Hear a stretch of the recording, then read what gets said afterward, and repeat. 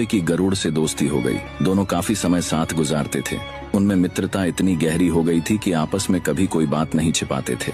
एक दिन दोनों एक नदी के किनारे पेड़ पर बैठे बात कर रहे थे। तभी एक यमदूत उधर से गुजरा। वो कौवे को देखकर मुस्कुराया। गरुड़ और कौवे ने उस यमदूत को अनदेखा किया और अपनी बातों में लग गए। लेकिन अगले दिन फिर वही हुआ। दोनों बातें कर रहे थे, तभी वो ही यमदूत फिर उधर से गुजरा। वो फिर कौवे को देखकर मुस्कुराया। इस बार कौवे को कुछ शंका हुई। उसने गरुड़ से कहा कि ये यमदूत मुझे देखकर कल भी मुस्कुराया था और आज भी वैसे ही मुस्कुराया।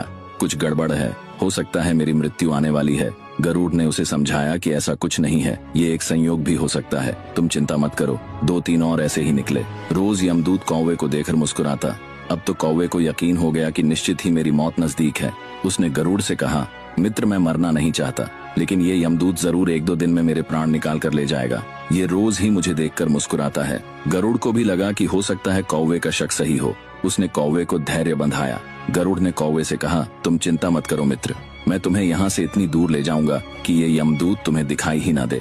गरुड़ ने कौवे को अपनी पीठ पर बैठाया और उस जंगल से हजारों किलोमीटर दूर कैलाश पर्वत पर ले गया। दोनों को अब ये डर नहीं रहा कि यहाँ कोई उन्हें परेशान कर सकता है। लेकिन वे जैसे ही कैलाश पर्वत पर पहुंचकर एक गुफा तक पहुंचे, वहाँ वो यमदूत पहले से ही मौजूद था। उसने कौवे को देखते ही उस पर पाश फेंककर उसके प्राण निकाल लिए। गरुड़ देखता रह गया। उसने यमदूत से पूछा, तुमने इसे मारा क्यों?